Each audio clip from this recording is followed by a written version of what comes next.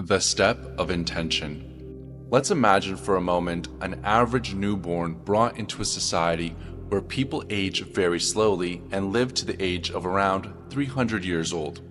How long do you think that child would live for?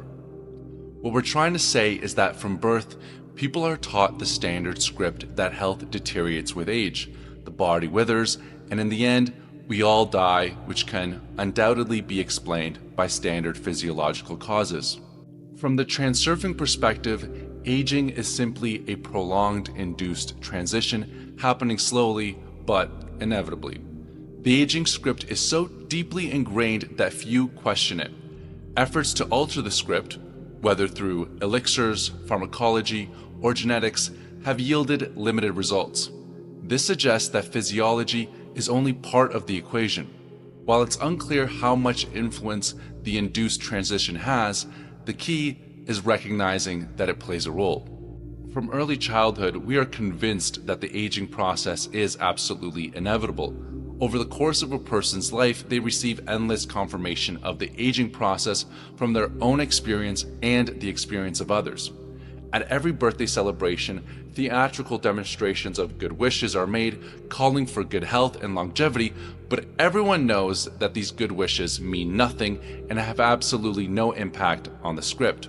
On the contrary, translated into the language of fact, these well-meaning words are really saying that your health is far from what it used to be and that the years are passing.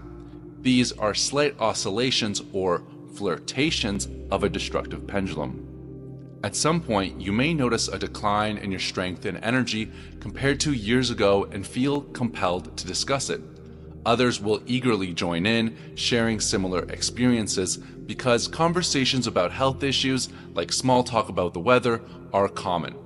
By engaging, you align your energy with the frequency of a destructive pendulum, essentially agreeing to its game. The pendulum might amplify this through fatigue or discomfort, prompting thoughts like, "I must be unwell."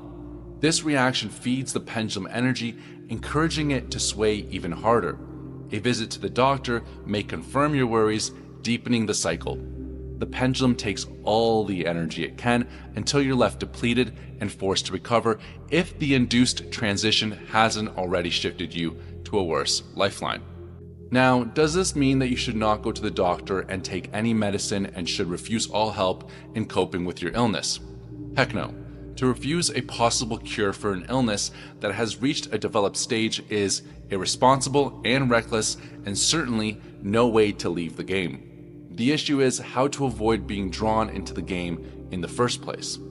When someone says, "I haven't seen you in a while, why weren't you at work?" the typical response is, "I was ill." The focus is always on being ill, not on recovery. People rarely say, "I was healing," because society treats illness as the main narrative, with recovery as the secondary outcome. The pendulum's game starts when you accept illness as your focus. By doing so, you grab onto the spiral of the induced transition. You can stop the pendulum's influence by not taking the initial symptoms too seriously. Acknowledge them calmly, take basic preventative measures, and then forget about them. If you do fall sick, shift your mindset. Play the healing game. Playing the illness game means passively suffering, constantly talking about ailments, complaining, and demanding attention or sympathy. It involves treating illness as part of your identity, seeking validation for it, and obsessively looking for information about your health issues. To play the healing game means to take active interest in possible cures, to make efforts to live a healthy lifestyle, to treat your illness with humor, and to focus your attention on improving how you feel, striving towards health, and communicating with like-minded individuals. You can see that these are two totally different games. In the illness game, you participate in the role of the passive victim, radiating energy at the frequency of the destructive pendulum. The vortex of the induced transition drags you even closer towards its center.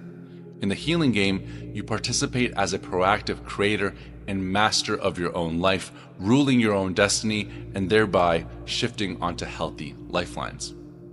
If you're playing the healing game, ask yourself if you're genuinely committed.